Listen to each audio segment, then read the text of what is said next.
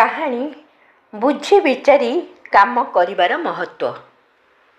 ସ୍ପେନ୍ର ନାବିକ Columbus ବହୁତ ସାହସୀ ଥିଲେ। ସେ ନୌକା ସାହାଯ୍ୟରେ ଆମେରିକା ମହାଦ୍ୱୀପକୁ ଖୋଜି ବାହାର କରିଥିଲେ। ତାଙ୍କର ଯଶ ସବୁ ଦିଗରେ ବ୍ୟାପିଗଲା।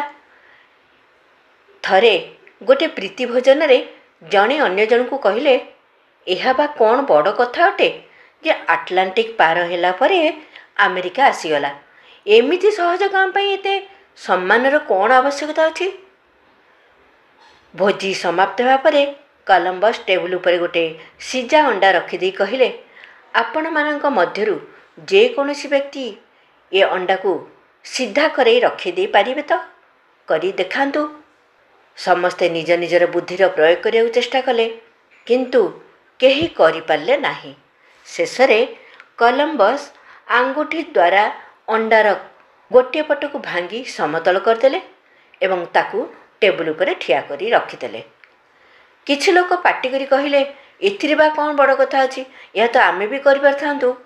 କଲମ୍ବସ୍ ବିନମ୍ରତା ପୂର୍ବକ କହିଲେ, ଆପଣମାନେ କରିପାରିଥାନ୍ତେ, କିନ୍ତୁ କରିପାରିଲେ ନାହିଁ। ବୁଝି ବିଚାରି କାର୍ଯ୍ୟ କରିବାର ଅଭାବ ଯୋଗୁଁ ସରଳ ଦେଖାଯାଉଥିବା କାମ ମଧ୍ୟ ଅସମ୍ଭବ ହୋଇଯାଇଥାଏ। ଆପଣ ମଧ୍ୟ ଆମେରିକାର ଆବିଷ୍କାର କରିପାରିଥାନ୍ତେ, କିନ୍ତୁ ବୁଝି ବିଚାରି କରିବା ଦ୍ୱାରା ତା'ର ଆବିଷ୍କାର ମୁଁ କରିପାରିଲି। ସେଇ ରାସ୍ତା ତ ସମସ୍ତଙ୍କ ପାଇଁ ଖୋଲା ରହିଥିଲା।